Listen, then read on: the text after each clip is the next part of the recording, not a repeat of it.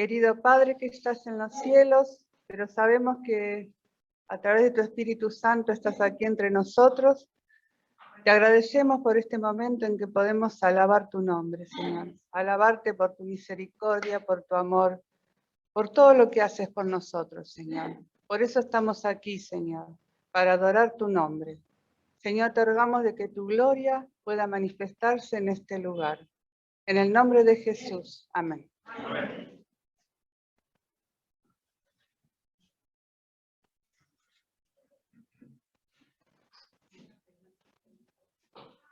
Buen día, feliz sábado. No sé si ya habían venido Silvia, Lili, pero yo volví hoy, así que... ¿Sí? Ah, bueno, feliz sábado. Y Mirta. Ok. Mirta, perfecto. Sí, pero por eso. Mirta del hospital de Vita. ¿Estoy? ¿El amor? Mirta, sí. Yo me acuerdo. Bueno, bienvenidos todos.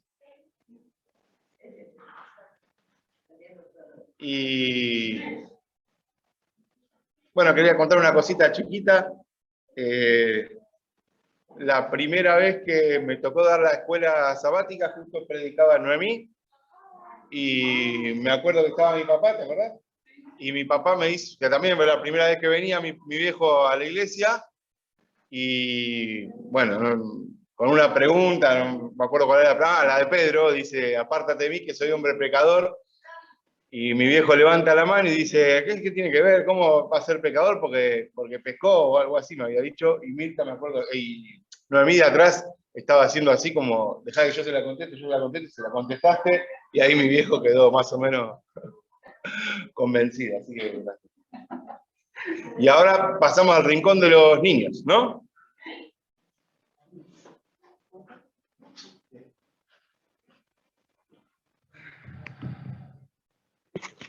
Hoy me tienen que aguantar los niños, me tienen que aguantar todos, pero no importa.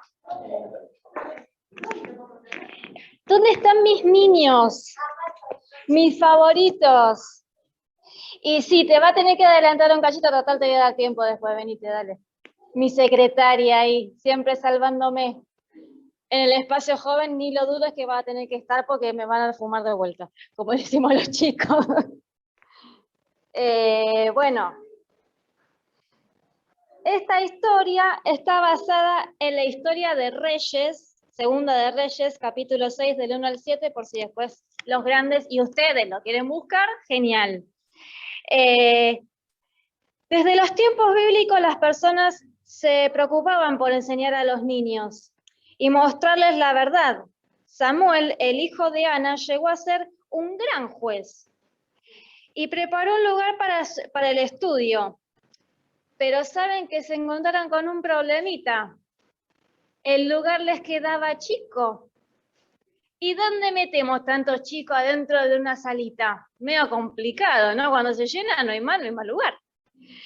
Entonces, un día cuando Eliseo llegó a la escuela de los profetas, los alumnos le dijeron que estaban necesitando agrandar el lugar. Es como cuando ustedes van y le dicen, señor Sonia, necesitamos tener más espacio en el lugar, porque no entramos más, somos un montón y no entramos más. Entonces pensaron en cortar madera para preparar tablas y agrandar las aulas. Estos alumnos eran muy obedientes y solo lo harían si Eliseo estaba de acuerdo. O sea, si la seño Sonia o la seño Priscila o, bueno, también Yureima, le dicen, sí, vamos a hacerlo, ustedes son chicos muy obedientes y le van a hacer caso. Le dicen que no, bueno, está. Pero como es para beneficio de Dios y para la obra de Dios, lo hacemos. Él consideró que era una idea maravillosa y se pusieron de acuerdo sobre qué día ir hasta las orillas del río Jordán y cortar algunos árboles. Uno de los alumnos no tenía hacha. El hacha. Pobrecito. Algo necesario para hacer el trabajo. Si no tenemos hacha para cortar la madera, ¿cómo vamos a hacer? Ustedes vieron, bueno, este es un hacha, una imagen del hacha. Esto es la parte de madera y esto es la parte de hierro más pesada. Con eso, sácate. Espere que se me achicó la foto. Bueno, obviamente con el mango de madera donde la persona sostiene. En aquella época esa herramienta era muy cara, calculo que era también. No creo que esté muy barata. Así que había que cuidarla como oro. Y empezaron ellos, los alumnos, a cortar la madera. ¿Saben qué pasó? Hubo uno que hizo esto. ¿Y dónde cayó? Al río. ¿Y saben qué pasa con el hacha esa? Porque es de cartón, pero el hacha de verdad, cuando cae al río se hunde todo. Y para peor, el agua estaba sucia y encima era profundo. ¿Cómo íbamos a hacer para después devolver el hacha? Porque era prestada. Entonces, hubo uno que, obviamente, nosotros no podemos pensar, decimos, es imposible encontrar el hacha. Y en esa época, cuando uno por ahí no tenía el dinero, estaba la familia o sus hijos como esclavos trabajando hasta poder recuperar el dinero y poder pagar la deuda, en este caso para devolver el hacha. ¿Y saben qué hicieron? Oraron a Dios, porque sabían que era algo imposible. Primero hubo un alumno que tiró una ramita, oró a Dios. ¿Y qué pudo haber pasado? Sabiendo que el hacha era imposible de que flotara. ¿Qué pasó? Muy bien, empezó a flotar. Así que vieron qué grandes cosas hace Dios. Y gracias a Dios se pudo terminar de agrandar el aula y se pudo incorporar más chicos, como pueden hacer ustedes. Pueden traer a unos amiguitos suyos a estudiar la palabra de Dios. ¿Sí? ¿Qué les parece si oramos? Querido Padre Celestial, gracias por este mensaje y gracias porque acá hay varias salitas y nuestro deseo y nuestro anhelo es que se acerquen cada vez más chicos a tus pies. Te damos las gracias por eso, Padre, porque sabemos que tocas el corazón de los padres para poder acercarlos a tu palabra y a tu mensaje, Señor. Ellos son los primeros en entrar al reino de los cielos con su inocencia y con todo lo que ellos tienen para aprender. Te damos las gracias, Padre, por todo, en el nombre de Jesús. Amén.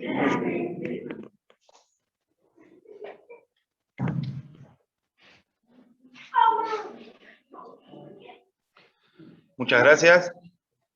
Y ahora pasamos a recoger las ofrendas. Pasamos a recoger las ofrendas. Sergio. La señorita del control, no sé si tiene el himno de las ofrendas.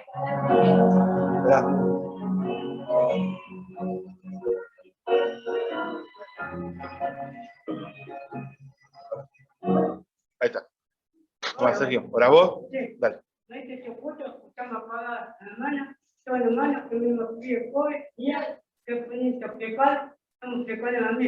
Amén. Ahora sí.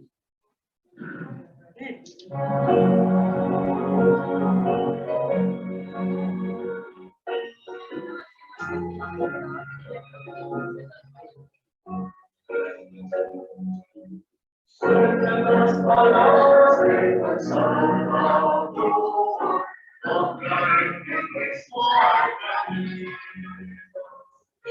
Aclamar a Cristo buen y creador, dame lo mejor primero.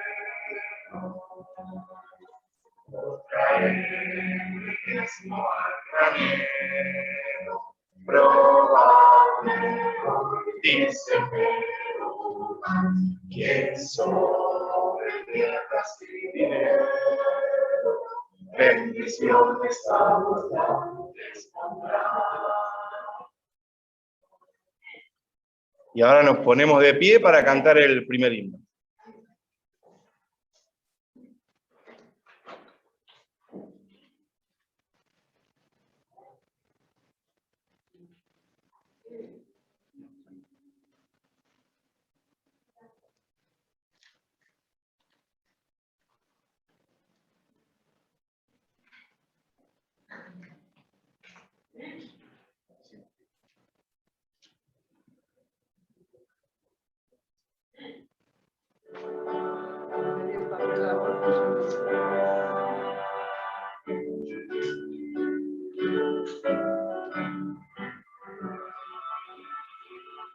De mi amado Salvador, cantaré inmenso amor, gloriaré en el favor de Jesús.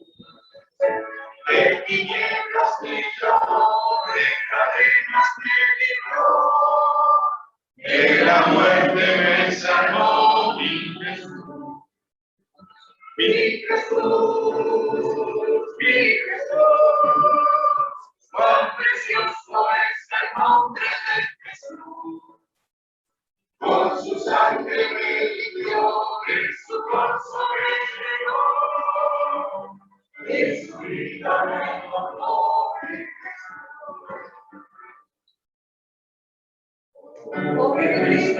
prisión de mi frío corazón, nos salvó de perdición y Jesús. Mi pecado perdonó, de la vida me salvó, de la angustia me salvó mi Jesús. Mi Jesús, mi Jesús, precioso es el nombre de Jesús. Con su sangre me limpió, de su gozo me llenó, de su vida me dotó mi Jesús. Por el mundo al vagar, solitario sin hogar, ignoraba el amor de Jesús. Mas las lágrimas de ayer han pasado y hoy placer, y ya comienzo a tener mi Jesús. Mi Jesús, mi Jesús, cuán precioso es el nombre de Jesús. Con su sangre me limpió, de su gozo me llenó, de su vida me dotó mi Jesús. Pero la verdad de mi pura santidad, ya me trajo la bondad de Jesús. Con su muerte en la virtud, de su pena salud, y no doy de gratitud a Jesús. Mi Jesús, cuán precioso es el nombre de Jesús.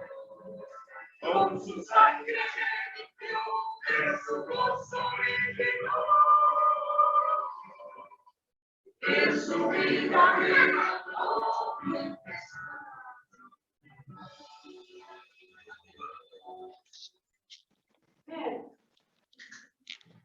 Vamos a hacer una oración. Los que pueden arrodillarse.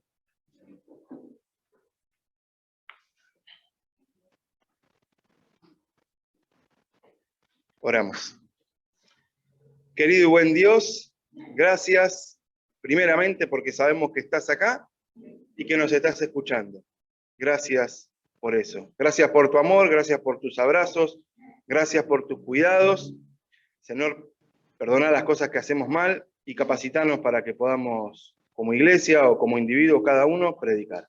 Ahora en forma especial, que tu Espíritu Santo esté acá con Noemí, que la esté abrazando y que le esté diciendo todo lo que tenga que decir. Y en cuanto a nosotros, prepararnos para que lo que nos diga lo podamos poner en práctica. Gracias, en el nombre de Jesús. Amén.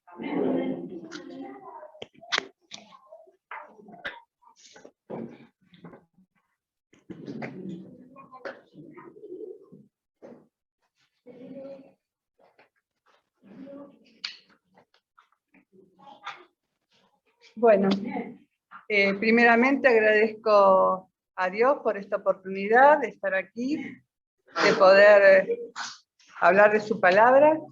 Agradecida a Dios por tantas bendiciones que Él nos da. Y agradecidos a ustedes por la invitación. Como ustedes saben, el título de la meditación que preparé hoy se titula, ¿cómo se titula? ¿Alguno lo vio? Muéstrame tu gloria. Y este título surgió el otro día cuando Henry me dijo de que predicara. En mi cabeza había muchas ideas de qué predicar, hacía tanto que no predicaba. Creo que en esta iglesia fue la primera vez que prediqué, que me dieron esa oportunidad. Y el domingo al día siguiente estaba hablando con José, digo, ¿de qué voy a predicar? Y me dice, ¿ya tenés el sermón? Digo, no, todavía no sé. Y en ese momento me acordé de un sermón que escuché una vez, que se titula La gloria de Dios. Y este tema se basa en el versículo que se encuentra en Éxodo, si lo buscamos, no sé, Éxodo 34, 6 y 7.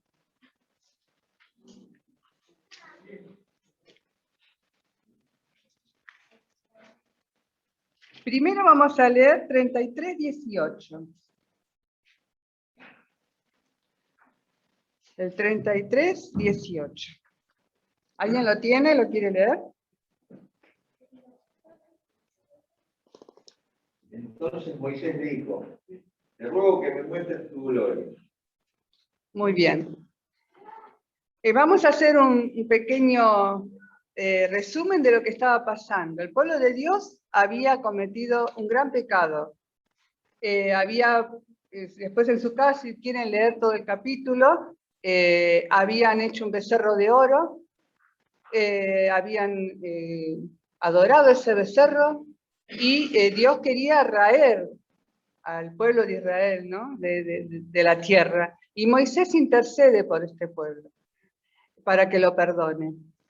Y Moisés comprende que ahora tiene una obra impresionante para hacer con ese pueblo, porque era un pueblo de dura cerviz, eran incrédulos totalmente.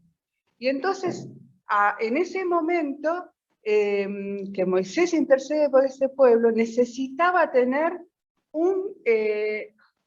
una relación o una manifestación más íntima de Dios, de cómo era Dios. Y es por eso que él hace este pedido. Él necesitaba tener la certeza de que Dios iba a acompañarlo en esta empresa tan difícil y necesitaba tener una manifestación de la gloria de Dios. Ahora sí, vamos a Éxodo 34, 6 y 7. ¿Cómo responde Dios a este pedido? ¿Cómo se manifiesta Dios a Moisés? ¿Quién lo quiere leer? Sí, Graciela. Y pasando Jehová por delante de él, proclamó: Jehová, Jehová, fuerte, misericordioso y piadoso, tardo para la ira y grande misericordia y verdad, que guarda misericordia a millares, que perdona la iniquidad, la rebelión y el pecado, y que de ningún modo tendrá por inocente al malvado, que visita la iniquidad de los padres sobre los hijos y sobre los hijos de los hijos, hasta la tercera y cuarta generación. Así se manifestó Dios a Moisés. Fíjense cómo dice que es. ¿Cómo dice? Es fuerte, ¿qué más? Misericordioso, piadoso y tardo para la ira. Esto a mí siempre me acompañó, ¿no? Y siempre me resuena en la cabeza. Dios es tardo para la ira. No es como nosotros, que explotamos ante cualquier cosa o somos impulsivos. Dios es tardo para la ira.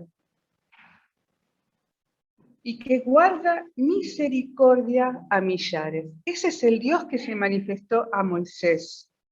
Dios es amor, como justamente Daniel habló de eso en la escuela sabática. Dios no tiene amor, Dios es amor. ¿Qué surge en nuestra cabeza cuando pensamos en Dios? ¿Qué revelación tenemos nosotros de Dios? ¿Es Dios bueno para nosotros? ¿Lo sentimos así en nuestras vidas? Porque de la manera en que creamos que es Dios, es la manera en que nos vamos a relacionar entre nosotros. Porque si yo creo que Dios es un Dios implacable, un Dios que desea que nos equivoquemos para castigarnos, o un Dios que está fijándonos a ver qué hacemos o qué no hacemos, así vamos a actuar entre nosotros. Pero si yo creo que Dios es un Dios de amor, un Dios misericordioso, un Dios que no desea nuestro mal, no desea nuestro bien, y todos los consejos que Él nos da es por nuestro bien, porque nos ama. Es un Dios que perdona, es un Dios perdonador, un Dios misericordioso. Así vamos a actuar entre nosotros. Y esa es la iglesia que quiere Dios ver entre nosotros. Esa es la iglesia que Dios desea que muestre esa gloria. Dios se muestra de esta manera. Pero en el conflicto entre el bien y el mal, ¿cuál fue la controversia que se instaló en el universo? Que Dios no es lo que dice ser, sino que Dios es un Dios tirano. Y a través de los siglos, Dios tratando de mostrar que sí es lo que dice que es. Dios sí es amor. Ese es el gran conflicto entre el bien y el mal. Por un lado, Satanás, que dice que Dios es un Dios tirano, despótico, pero Dios demostrando que no, que el Dios es amor, es bondad, es misericordia. Ese es el Dios que necesitamos conocer, cada uno de nosotros. ¿Alguna vez le pidieron a Dios algo así, que se muestren a nosotros? Muéstranos tu gloria. ¿Alguna vez le pedimos a Dios? ¿En algún momento se nos reveló de esta manera? ¿Cómo es en realidad Dios? Cuando Dios se revela a una humanidad, lo hace de esta manera. Ahora vamos a buscar Tito 3, capítulo 3, creo que alguien lo tiene. Tito 3, 4. Ahí Henry repartió. ¿Quién lo tiene? Acá está. Sí. Pero cuando se manifestó la bondad de Dios, nuestro Salvador, y su amor para con la humanidad. ¿Cómo se manifestó entonces? Ahí como dice. Cuando se manifestó, ¿qué? ¿Se manifestó qué cosa de Dios? ¿Qué dice? La bondad de Dios. Nuestro Salvador. ¿Quién es la bondad de Dios? Jesús, nuestro Salvador. Él es la bondad de Dios hecha carne. Es así. Dios vino a mostrar el amor de Dios. Dios se manifestó a través de Cristo. ¿Por qué? Porque estaba tergiversada la imagen de Dios en la humanidad. Cristo vino para mostrar cómo es Dios. No solamente vino para quitar nuestros pecados, sino para mostrar cuál es el verdadero carácter de Dios. Dios es amor, es bondad, es mansedumbre, es misericordia. Entonces vino a mostrar, Dios se manifestó para mostrar su bondad y su amor para cada uno de nosotros. ¿Hemos visto su amor manifestado en nuestras vidas en algún momento? ¿Lo vemos cotidianamente su amor en nuestras vidas? ¿Vemos eso? ¿Lo sentimos? Porque es importante que podamos sentirlo en forma personal, no porque lo que me enseñó mis padres o lo que me enseñó un amigo. ¿Por qué estamos acá? ¿Por qué somos cristianos? ¿Qué es lo que nos trae acá? ¿Para cumplir un rito? ¿Porque me obligan? ¿O, bueno, hay que ir a la iglesia, no tengo otra cosa que hacer, voy a la iglesia? ¿Qué es lo que me trae acá? Es el deseo de alabar a Dios por todas las bendiciones que hace en mi vida. Porque nosotros somos muy olvidadizos a veces y a veces vemos siempre el vaso medio lleno, medio vacío, perdón. Y no vemos todas las bendiciones, siempre nos enfocamos en lo que nos falta, siempre. Y nos olvidamos de cuántas bendiciones Dios hace en nuestras vidas. Y eso es lo que debería traernos acá. Eso es el verdadero deseo de estar acá. Ahora vamos a ver cómo es Dios también en Miqueas 7, 18 y 19. ¿Quién lo tenía? Sí. Olguita.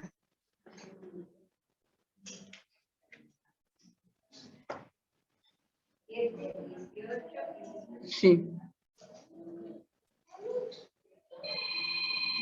Que Dios hay como tú, que perdona la maldad y olvida el pecado del remanente de su heredad. No retuvo para siempre su enojo, porque se le delecta en la misericordia. Él volverá a tener misericordia de nosotros. Sepultará nuestras maldades y echará a lo profundo del mar todos nuestros pecados. Qué hermoso estos versículos. Ténganlos si es posible. Yo soy de resaltar en la Biblia, de subrayar, ¿no? Este es el Dios. No es un Dios que se deleita en castigarnos. Dice, ¿qué Dios hay como tú, que perdona la maldad y olvida el pecado y no retiene para siempre su enojo? Él volverá a tener misericordia de nosotros. Dios es un Dios de segundas, de terceras, de cuartas, de 1000 oportunidades. No es un Dios que cuando me equivoco me rechaza. No, Dios me llama y me llama y me llama siempre. Siempre Él está buscándonos. Ese es el Dios que debemos tratar de ver con nuestros ojos espirituales. Cuando Dios se revela al ser humano, no se revela desde el castigo, sino desde la paciencia, de su misericordia. ¿Quién tiene Primera de Reyes 19:12? 12. Bueno. Dice así, y tras el terremoto un fuego, pero Jehová no estaba en el fuego, tras el fuego un silbo apacible y delicado. Fíjense cómo se manifestó Dios acá. ¿Quién fue el que estaba en este momento? ¿Se acuerdan? Elías, ¿no? Dios se le manifestó como un terremoto, como con mucho ruido. ¿Cómo dice que se le manifestó? Un silbo apacible. Dios es un Dios de paz, de amor, de misericordia. Ese es el Dios que debemos conocer, cada uno de nosotros. ¿Qué imagen de Dios tienes? ¿Lo conoces personalmente? Ahora vamos a ver qué es la gloria de Dios. ¿Qué es la gloria de Dios entonces? A través de todo lo que dijimos, ¿qué es la gloria de Dios? Su carácter. La hermana Juay lo dice. En Testimonios para los Ministros dice que la gloria de Dios es su carácter. ¿Y cuál es el carácter de Dios? ¿Qué dijimos? Su amor. Ahora vamos a buscar 2 de Corintios 4:7. ¿Quién lo tenía? ¿Quién lo? Dale. Pues, como ellos no creen, el Dios de este mundo los ha hecho ciegos de entendimiento, para que no vean la brillante luz del Evangelio del Cristo glorioso, imagen viva de Dios. 2 de Corintios, perdón, 4:7. Segunda de Corintios 4:7. 4:7 dice, volviendo por la fe. Pero tenemos este tesoro en vasos de barro, para que la excelencia del poder sea de Dios y no de nosotros. Gracias. ¿Qué te puse mal? 2 de Corintios 4:7. 2 Corintios 4, del 4 al 7. Perdón. Está bien, está bien. Vamos a leer, discúlpame. Léelo todo entonces. 4 al 7. ¿Veo? Sí, sí.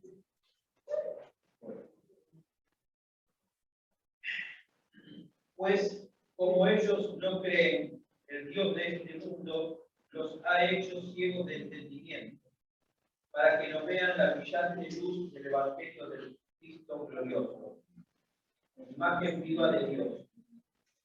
No nos dedicamos a nosotros mismos, sino a Jesucristo como Señor. Nosotros nos declaramos simplemente servidores de ustedes por amor a Jesús.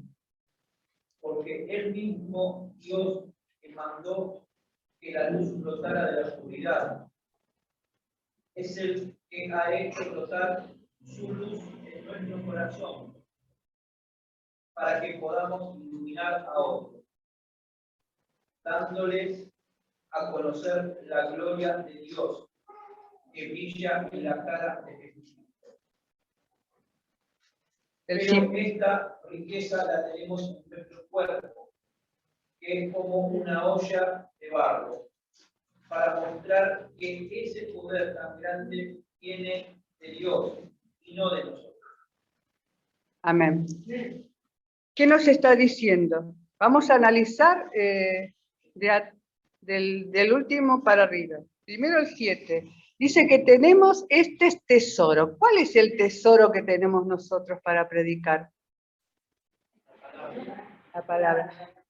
Pero, ¿qué es ese tesoro? ¿Se acuerdan esa parábola de ese hombre que encontró el tesoro en el campo y vendió todo lo que tenía por ese tesoro? ¿Qué es ese tesoro que tenemos que Dios tiene? ¿Saben? Cristo. Cristo es el tesoro. Y su amor, y su bondad, y su misericordia. ¿Es un tesoro, sí o no? ¿Lo vemos como un tesoro? Si nos comparamos nosotros como somos, como dice siempre Dani, una bolsa de gatos, ¿no? Y que Dios, en su misericordia, nos amó y envió a su Hijo a morir por cada uno de nosotros, que no merecíamos semejante amor. ¿No eso es un tesoro? ¿No es eso algo que deberíamos abrazar con fuerza y deberíamos transmitir a los demás eso?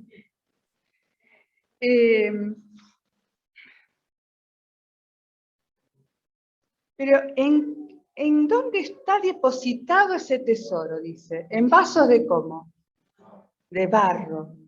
¿Quiénes somos los vasos de barro? Nosotros. ¿Cómo es un vaso de barro? ¿Alguna vez tuvieron un vaso de barro? ¿Cómo es? ¿Es fuerte? ¿Se rompe fácilmente, sí o no? Sí. ¿Tiene alguna apariencia linda, algo de barro? No. Pero Dios depositó ese tesoro en este vaso de barro. Que soy un desastre. Que me equivoco, que meto la pata, como dice Dani siempre. Y sin embargo Dios puso ese tesoro en mí. No es para estar agradecidos a Dios por este hermoso privilegio que tenemos de que Dios se manifestó a nosotros en algún momento de nuestras vidas. Hay muchas caras que no conozco acá, gente que hace poco las estoy conociendo. Me encantaría conocer cómo llegaron acá y cómo se les manifestó Dios en sus vidas. Pero ¿por qué si yo estoy acá y no conozco esto y no conozco a Jesús, sino que solo conozco doctrinas y conozco la Biblia de memoria, pero no descubrí a ese Cristo, no sirve de mucho? Dios quiere que lo conozcamos como este Dios que se le manifestó a Moisés y a Elías.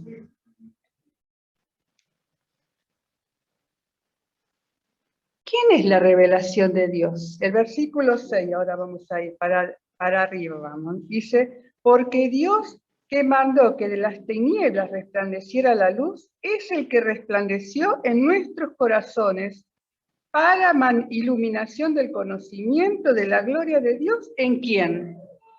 ¿En la faz de quién? De Jesús. O sea, Dios se manifestó en el rostro de Jesús. ¿Vimos alguna vez el rostro de Jesús o lo imaginamos a Jesús? Pensemos en el momento en que le llevaron la mujer adúltera. ¿Cómo habrá sido el rostro de Jesús ante esa mujer? ¿Lo imaginamos? Pensemos en el momento en que bendijo a los niños que le traían. Los niños dicen que buscaban a Jesús. Y los niños no se equivocan, ¿eh? Los niños se dan cuenta cuando alguien los ama o no los ama, o cuando los quiere o no. Los chicos son más perceptivos que nosotros. Los niños buscaban a Jesús. Los niños gozaban de estar con Jesús. Y dice que Jesús los abrazaba y los bendecía. ¿Se imaginan ese momento en que las madres vieron cómo Jesús abrazaba a los niños? ¿Cómo somos las madres con nuestros hijos? Celosos. Queremos que los rodean, los amen, los cuiden, los protejan. Por eso las madres le depositaron sus hijos a Jesús. Y ahora piensen en el momento en que Pedro vio el rostro de Jesús después de que lo traicionó. Tratemos de imaginarnos el momento en que Pedro negó a su maestro y levanta su vista y ve a Jesús que lo está mirando. ¿Cómo lo habrá mirado Jesús? ¿Con una mirada condenatoria? ¿Reprochándole lo que estaba haciendo? Dice la hermana Huay, si alguna vez lo quieren buscar en el Deseado de toda la gente, está bien relatado, que la mirada de Jesús fue de tal amor que Pedro salió llorando y se arrepintió de corazón. Para que uno sienta eso es porque la mirada de Jesús fue tierna, amorosa, de misericordia, como diciéndole, está bien, Pedro, te perdono. ¿Se imaginan ese momento? ¿Cómo es Dios para ti? ¿Cómo es Jesús? Porque como veamos a Jesús, es como vamos a ver al Padre. Recordemos que Jesús es la imagen del Padre. Conociendo a Jesús, vamos a conocer al Padre. Por eso es tan importante esto de que pasemos tiempo con Jesús. Por eso es tan importante que leamos de la vida de Jesús. La hermana Huay aconseja que estudiemos la vida de Jesús por lo menos 1 hora por día.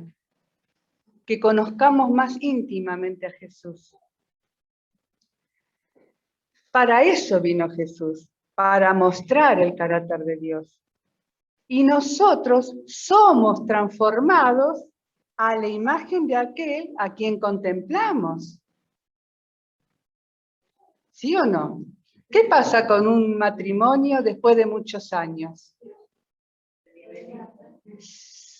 Se mimetizan, ¿no? Es como que son casi iguales, piensan igual, hasta se parecen en los gestos.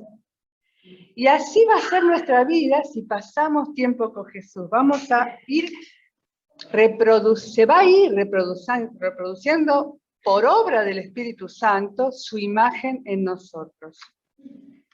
El objetivo de Dios es que te parezcas más a Jesús. Ese es el objetivo de Dios. Entonces, vimos el versículo 6, que dice que Dios quiere resplandecer en nuestros corazones. Eso es lo que quiere, que en nuestros corazones brille Jesús. Que cuando oigamos el nombre de Jesús, sintamos pasión por Jesús, que nos enamoremos de Jesús. ¿Qué es Dios para ti? ¿Es solo una teoría? ¿Resplandece en nuestro corazón realmente? Veamos el versículo 4 que dice. Ahí mismo, ¿qué dice? No, perdón, el 5, perdón. No nos predicamos a nosotros mismos, sino ¿a quién? A Jesucristo como Señor y a nosotros como vuestros siervos por amor de Jesús. ¿Cuál es el Evangelio? ¿A quién debemos predicar? Lo que debemos comer, lo que debemos dejar, lo que yo tengo que... ¿Qué debo predicar? A Jesús. Y en cuanto más conozca la gente a Jesús, más se va a parecer a Él y Jesús va a obrar el cambio en las personas, no nosotros. No es mi obra cambiar a las personas, porque a veces cometemos el error de dar estudios bíblicos y creer que la persona cambie, deje esto, deje lo otro. Y no le mostramos al Jesús de la Biblia, le mostramos doctrinas, y ese no es nuestra misión. Quisiera que pongan las citas que le pasé,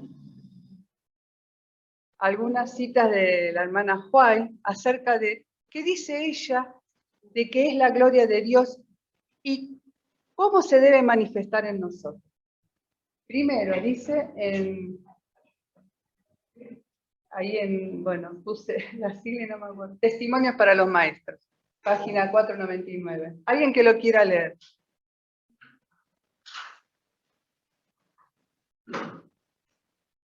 Lo primero que necesito es entender lo que significa la gloria de Dios. El espíritu de profecía responde esta pregunta. Orad con Moisés, muéstrale tu gloria. ¿Qué es esta gloria? El carácter de Dios.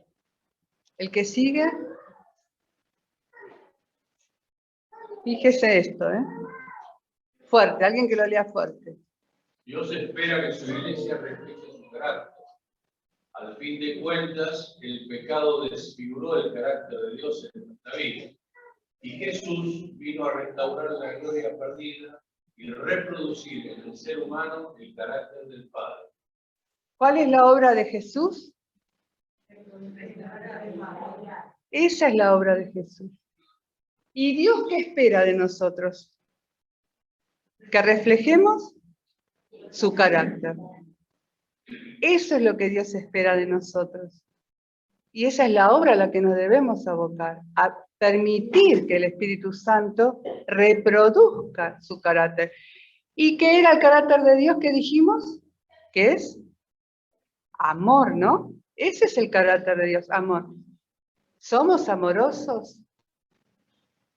¿Somos amorosos? Porque la gente que pasa por la vereda, o que a veces puede acercarse acá, está en estos tiempos que estamos viviendo, todo el mundo está mal, viviendo distintos problemas familiares, de trabajo, de salud. ¿Y qué necesita el mundo hoy? ¿Qué necesita encontrar acá? Si una persona entra por esa puerta y nadie lo saluda, nadie lo abraza, a mí me encanta eso, ¿no? Que acá se abraza a las personas. Ahora no se puede mucho por el tema del protocolo, ¿no? Pero un recibimiento amable. ¿Por qué? Porque la gente eso es lo que necesita. Eso viene a buscar acá. Necesita a Dios, pero a Dios reflejado a través nuestro, porque nosotros tenemos que mostrar a ese Dios, el carácter de Dios, con nuestra forma de tratarlos. Si yo lo trato mal, si lo critico, o si digo, uy, mirá cómo viene a la iglesia, y lo miro mal, esa persona no viene más. Porque de eso ya hay mucho afuera. De eso hay mucho afuera. Acá tiene que reflejarse otra cosa. Acá la gente viene a buscar refugios. ¿Qué pasaba en el pueblo de Israel? ¿Qué había? ¿Se acuerdan qué había en el pueblo de Israel? Dios que había instaurado. ¿Lugares de refugio para quiénes? ¿Se acuerdan? ¿Saben de eso? Para guardarlos, para cuidarlos, porque se habían equivocado Y ese era un lugar. Y esta casa tiene que ser un lugar de refugio. Eso debemos ser como pueblo de Dios. Un lugar de refugio para los desheredados, para los desamparados, para los pobres. Eso es lo que necesitamos. Esa es la iglesia que Dios quiere que refleje su carácter, su amor. Vamos a leer la otra cita. Alguien que lo lea fuerte. Cristo espera como un deseo anhelante la manifestación de sí mismo en su iglesia. Cuando el carácter de Cristo sea perfectamente reconocido en su pueblo, entonces vendrá Él para reclamarlo como suyo. Esto es fuertísimo, ¿no? Dios, ¿qué está esperando? Todavía, ¿no? Está esperando con un deseo anhelante que de una vez por todas haya una manifestación de sí mismo en su iglesia. Y cuando el carácter de Cristo sea perfectamente reproducido en su pueblo, entonces Él vendrá a reclamarlos como suyos. Esta cita a mí me movió todo. Y me hace pensar, ¿qué estoy haciendo, no? ¿Estoy reflejando realmente el carácter de Cristo en mi vida? Creo que hay otra cita, ¿no? Ahí está. ¿Qué dice? El último mensaje de clemencia que ha de darse al mundo es una revelación de su carácter de amor. Los hijos de Dios han de manifestar su gloria. En su vida y carácter han de revelar lo que la gracia de Dios ha hecho por ellos. Qué maravilloso, ¿no? Qué responsabilidad aparte, ¿no? Pero, ¿no? ¿Es imposible? No. Solamente necesitamos pasar tiempo y conocer a Jesús para que su carácter se refleje en nosotros. En su vida y carácter han de revelar lo que la gracia de Dios ha hecho por nosotros, por cada uno de nosotros. Eso es lo que tenemos que mostrar. Ahora leamos Efesios 3:8 y Primera de Pedro 2:9. ¿Quién lo tenía? Sí. Bueno. A mí que soy menos que el más pequeño de todos los santos, que me pueda dar la gracia de anunciar entre los antiguos el evangelio de las inescrutables. ¿Qué dice Pablo? ¿Qué evangelio él tenía que predicar? De las inescrutables e insondables, dice en mi Biblia, gracia de Cristo. La gracia de Dios, que es el regalo de la salvación. Ese es el evangelio que Dios quiere que prediquemos. Y Primera de Pedro 2:9. Pero vosotros sois linaje escogido, real sacerdocio, nación, santo pueblo adquirido por Dios, para que anunciéis las virtudes de aquel que os llamó a las tinieblas de la luz admirable. Entonces, ¿para qué nos llamó? ¿Cuál es nuestra misión? ¿Qué dice este versículo? ¿Para que anunciemos qué? Las virtudes de aquel. ¿Cuáles son las virtudes? Dijimos. A ver, ¿cuáles eran las virtudes? Sí, fuerte. Misericordia, su bondad, su perdón, su gracia. Esas son las virtudes de aquel que a nosotros nos sacó de las tinieblas a su luz admirable. Esa es la misión que tenemos cada uno de nosotros. ¿Has experimentado en tu vida que Dios es amor? Lo vuelvo a preguntar y preguntémonos hoy. ¿Estás convencido de que te ama aunque caigas, aunque te alejes, aunque peques? Jesús nunca dejará de amarte, porque el amor de Dios no depende de lo que hacemos ni de cómo te portas, sino depende de lo que Él es. Él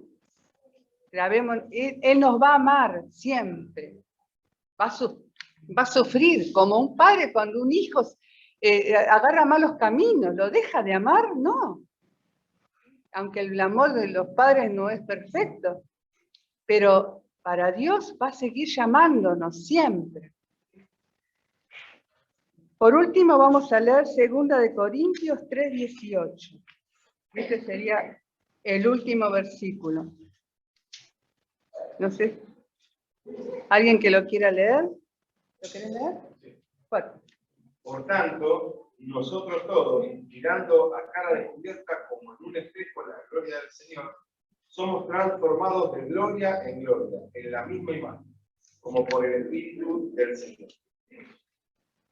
¿Cómo somos transformados? ¿Cómo dice acá? Mirando a cara descubierta como en un espejo. La gloria del Señor. Mirando cara a cara vamos a ser transformados de gloria en gloria. Y esa es la obra que Dios quiere hacer en nuestras vidas. Cristianismo no es cuánto sabes, sino cuánto lo conoces. ¿Cómo es Dios? Porque como es Dios para nosotros, determinará qué tipo de cristianos somos. Que Dios en su infinito amor nos muestre cómo Él es en realidad. Que sintamos, que lo experimentemos en nuestras vidas. Y que el Espíritu consiga que lo que contemples se reproduzca en nuestros corazones. Que el Señor los bendiga y deseo que todos podamos tener esta experiencia personalmente.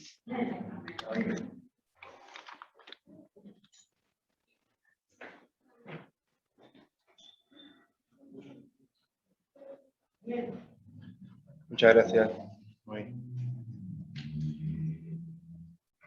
Cantamos el segundo himno. Gracias, de verdad.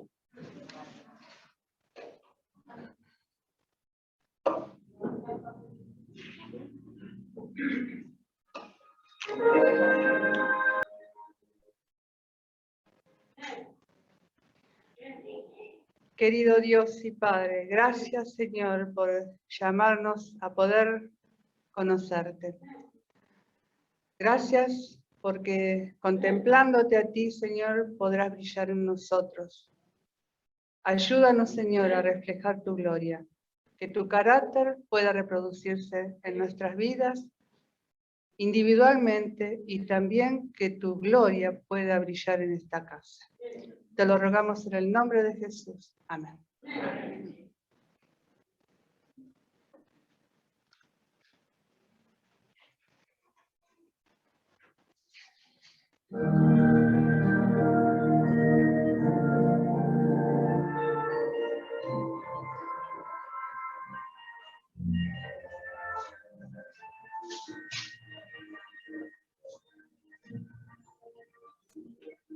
La Biblia asegura que Jesús muy pronto en las nubes volverá.